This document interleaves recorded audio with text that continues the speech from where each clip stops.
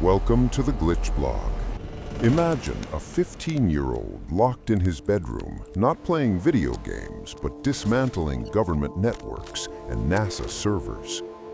Jonathan James, alias COM-RAD, wasn't just another hacker.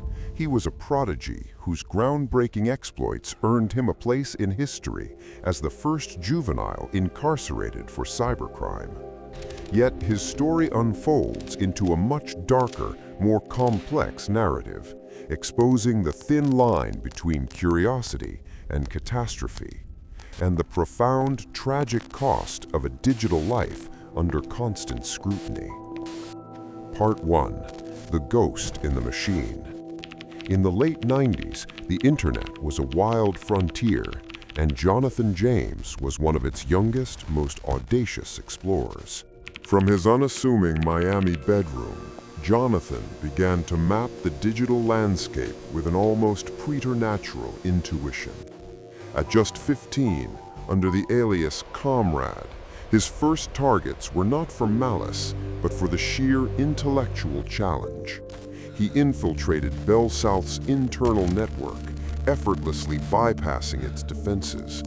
His curiosity soon extended to the Miami-Dade school system, where he adjusted his own grades, a playful, if illegal, demonstration of his burgeoning power. For Jonathan, each breach was a puzzle solved, a new territory charted, driven by an insatiable hunger to understand how these complex systems truly functioned beneath their secure facades. His digital exploration soon led him to a far more significant target: NASA. In 1999, Jonathan James successfully breached the highly secured network of NASA's Marshall Space Flight Center. This wasn't a casual joyride. He meticulously downloaded over $1.7 million worth of proprietary software, including critical source code for the International Space Station's life support systems. His unauthorized intrusion forced NASA to take unprecedented action. The agency was compelled to shut down its entire computer system for 3 full weeks, an emergency measure that cost an estimated $41,000 to rectify, all because of a teenager's late-night keystrokes. The gravity of the NASA breach resonated far beyond a mere inconvenience or financial cost.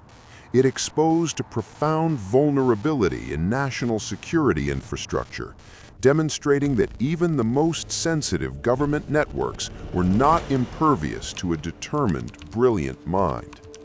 Jonathan later claimed he merely wanted to prove it could be done, but the implications were undeniable. A single individual had compromised data vital to manned space missions.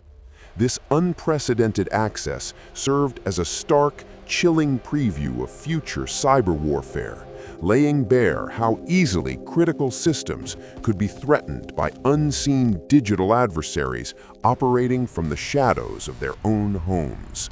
With NASA under his belt, Jonathan's confidence grew and his ambition escalated. He proved to himself, and perhaps inadvertently to the world, that his skills transcended typical teenage pranks. The thrill of navigating secure networks, the adrenaline rush of accessing restricted information became a powerful motivator. Unbeknownst to him, each successful intrusion was also drawing a meticulous, unseen net around him. His digital footprints, though carefully obscured, were not invisible. The next chapter of his exploits would take him into an even more heavily guarded domain, escalating his game to an entirely different, far more dangerous level of national security. Part 2. The Pentagon's Open Door. Jonathan James's digital hunger knew no bounds. From the sophisticated systems of NASA, his sights turned to an even more impenetrable fortress: the Department of Defense. This wasn't merely about personal challenge anymore. It was an audacious dive into the heart of national security. He methodically exploited vulnerabilities, gaining access to networks that housed some of the United States' most sensitive information. His objective remained consistent: explore, understand, and push the boundaries of what was deemed secure. The sheer audacity of a teenager breaching the Pentagon would soon become a legend in the burgeoning hacker community. Once inside the Department of Defense's systems, Jonathan, still just a teenager, gained unrestricted access to an overwhelming trove of classified data. He sifted through thousands of classified emails, intercepting passwords, and viewing highly sensitive information pertaining to nuclear threats, military strategies, and troop movements. This wasn't a superficial glance. It was deep, unfettered access to the very pulse of American defense. He became the first juvenile in history to hack the Pentagon's core systems, an act that reverberated through the highest echelons of government, forcing a painful reckoning with the digital vulnerabilities of the nation's most critical infrastructure. While Jonathan reveled in his unprecedented access, feeling untouchable within the digital realm, the analog world was closing in. His exploits, particularly the NASA breach, had triggered a high-priority, painstaking investigation by the FBI and Secret Service. These were not local police. These were federal agents with vast resources and an unwavering determination to track down the culprit. Every byte, every packet, every digital ghost left behind by Comrade was meticulously traced. The thrill of the hack was slowly giving way to the cold, hard reality of consequence as the invisible hunters tightened their dragnet. The inevitable arrived on a quiet morning. At 6 a.m., the stillness of Jonathan James's Miami home was shattered by the thunderous knock of federal agents. The FBI, armed with search warrants, swarmed his residence.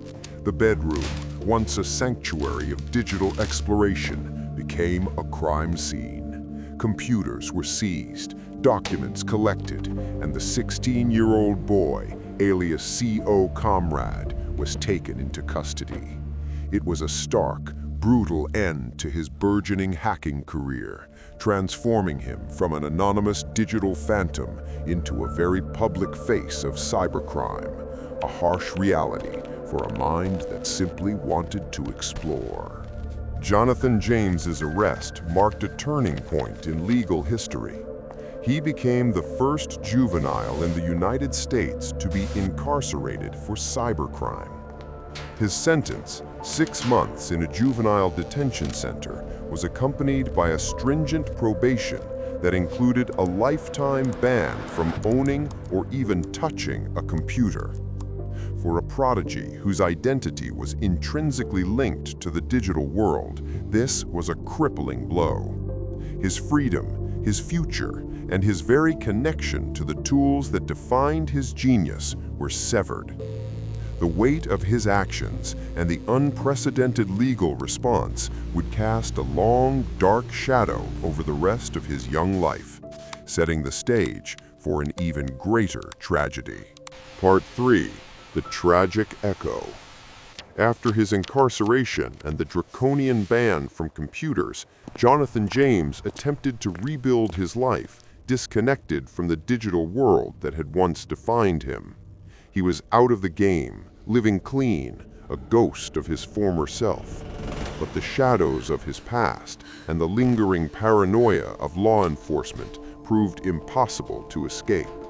Years later, in 2007, a massive credit card data breach occurred at TJX companies, compromising millions of customer records. Despite having no involvement and being under a strict computer ban, the Secret Service once again targeted Jonathan. They saw the legend, not the man, unable to believe he could truly walk away.